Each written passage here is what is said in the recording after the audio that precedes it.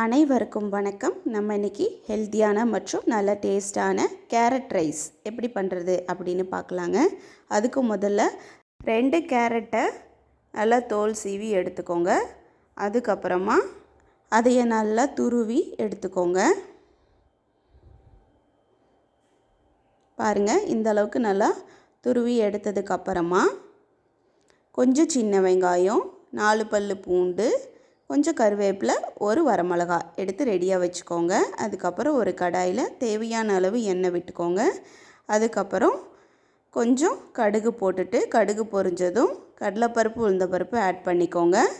அது நல்லா செவந்ததுக்கப்புறம் நம்ம எடுத்து வச்சுருக்கிற சின்ன வெங்காயம், கருவேப்பிலை, வரமிளகாய், பூண்டு எல்லாத்தையும் ஆட் பண்ணிவிட்டு வெங்காயம் நல்லா பொன்னிறம் ஆனதுக்கப்புறமா துருவி வச்சுருக்கிற கேரட்டை உள்ளே ஆட் பண்ணிக்கலாங்க. ஆட் பண்ணிவிட்டு நல்லா ஃபுல்லாக கலந்து விட்டுக்கோங்க. அதுக்கப்புறம் ஒரு பிஞ்ச் அளவு மஞ்சத்தூள், 1 ஸ்பூன் உப்பு ஆட் பண்ணிவிட்டு நல்லா ஃபுல்லாக கலந்து விட்டுக்கோங்க.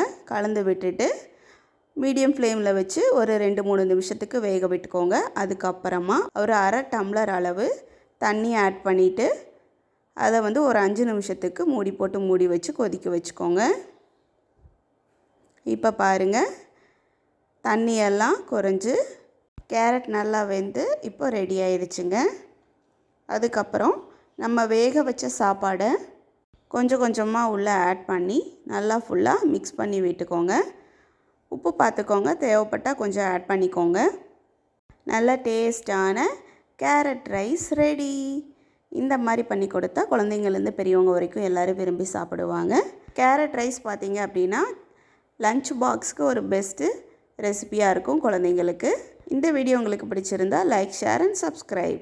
தேங்க்யூ ஃபார் வாட்சிங்.